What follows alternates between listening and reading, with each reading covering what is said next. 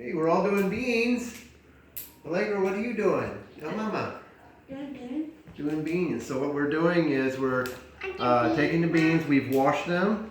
The ends were cut off the beans, and they were. And we washed them 3 times.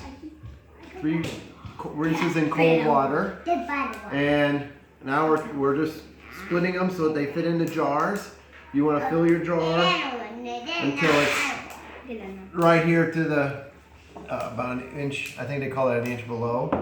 And then I will show you later how we can them. So you can get the pause. Andrea, show how you do it. Yeah, you doing the beans? No, don't shake them out. Okay, here we are, and we're getting ready. We have the beans in the jars, and as you can see, we have them filled right up to the rim here, about an inch below the rim. Now, what are you going to do, Allegra? Put something in the jars. Okay, it's 1 teaspoon of salt per quart. Now, if we were doing pints, go ahead, just dump it in fast. If we were going to do pints, then we would use a half a teaspoon. This is salt that she's putting in there, and the type of salt that we use is the canning and pickling salt. You can use kosher salt. The main thing is do not use salt that has iodine in it. All right, very good. How you doing? Doing good? Doing good. Looks like you're doing a good job. Don't put too much. Don't put 2 in one. All right, I'm going to pause it, and I'll show you the next step here in just a minute. Before we go much further, I want to talk to you about our big pressure pot. What we have is, see if you can see this. We have the All-American pressure cooker model 941. Model number 941. This is a type of pressure pot that I really, really like. It's a little bit expensive, but it'll last for years and years. Now you'll notice that on the back side, it does not have a rubber gasket. So the nice thing about that is you never have to replace any rubber gasket. This fits inside of it, and when you put it on, locks into place, and then you just put these up and tighten them down. Now I want to show you something else here. I'm going to put water in here, and I just put it in about an inch or a little bit more than an inch, which basically is I just do it up to the first crease in my finger there, and that's how we do it. You have to have something that keeps the jars off the bottom of the pan. Otherwise they will break because the heat will go directly into them. All right, I'm going to pause and we'll show you how to do the next step. Okay, so we're ready to put the water in the jars and put the lids on and the rings, and then put it in the pressure pot. I forgot what I was going to say. Anyway, the water, we're going to fill it up to here so that there's headspace, and let's do that so you can come over here, honey, and right here.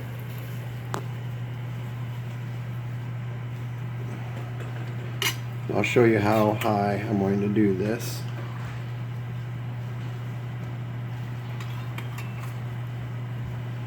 Now you may want to wear protective gloves or hot pads or something like that when you do this.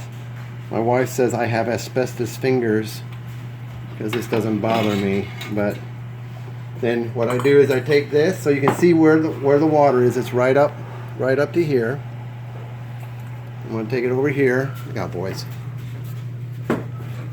Take my magnet, pick up a lid, put it on there. Put your finger through the top of the ring, hold the lid down, tighten it, Give it a snug. Now we're going to bring it over here and put it in the pressure pot. Okay, and we'll continue to do that until they're all in there. I'll be back. Okay, so I've completed the first row here on the canner, and you can see I've already got 9 quarts in there. Isn't that lovely? Now, what we do is we take this rack here and put it on top here, and now I can load another, I can stack a whole another 10, let's see, 9 more on top. All right, so we had 9 on the bottom. You can see we've got 9 quarts on top. I'm going to put my lid on here. And twist it. And you twist it. But the arrow meets up with this thing here. All right, now you see this crack here? That has to be the same all the way around. So the way that I do that is, I just happen to have a fork here, that this part of the fork is just the perfect part for the crack. So I just run that along here. So here it's, there you go, that was a little bit too tight. And I just make it all the same distance all the way around. Okay, now once I do that, then I'm going to take, I'm doing this one-handed. Now I'm not tightening these down, I'm just getting it so they touch until I get them all the way I want them. Let's see if I can get a better picture of that. And I'm doing opposites. So opposite sides, just till they touch it first. Just till it touches here. I don't want to cock the lid at all. I really love this pressure cooker. Man, with this one and our other pressure cooker that does 7, we can do 25 quarts in one fell swoop, which is awesome. Because the other one only has one, it only does 7 quarts at a time. Like, will you hold that for me? Okay, you got it? All right. Now, can you see my hands, honey? Yeah, I see it now. Okay. So what you do is you grab the ones on opposite sides, give it a twist. Opposite sides, give it a twist. Twist, twist, you're done. Okay? That's the way you do it.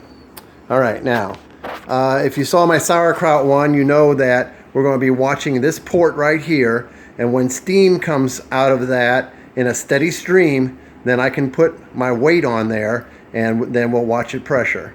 Now for sauerkraut, we just pressure it up to 10 pounds and then turn it off right away.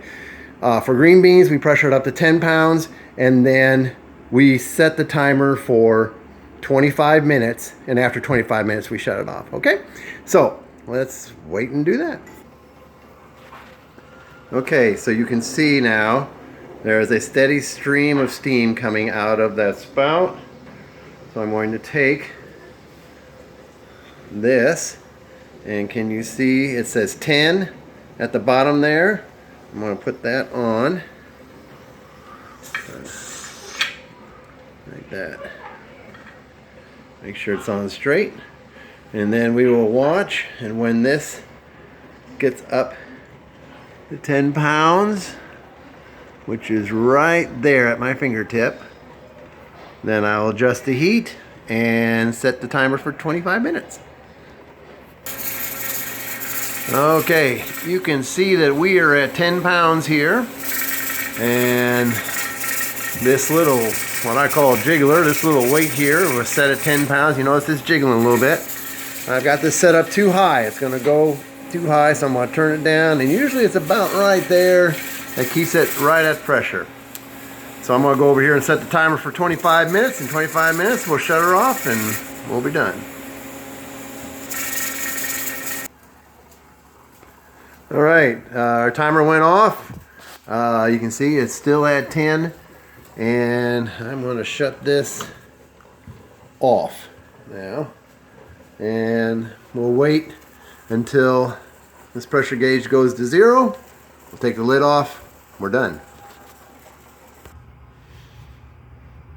Okay, as you can see, maybe the pressure is at 0. And then on this pressure cooker, what we need to do is just check this. I just press that down and no gas is coming out, so it is flat. So I'm free to take this off. It's going to be hot. Set that down there quickly. Okay, I'm going to hand this over to my beautiful wife here. Now when you take these off, you want to unscrew them opposites.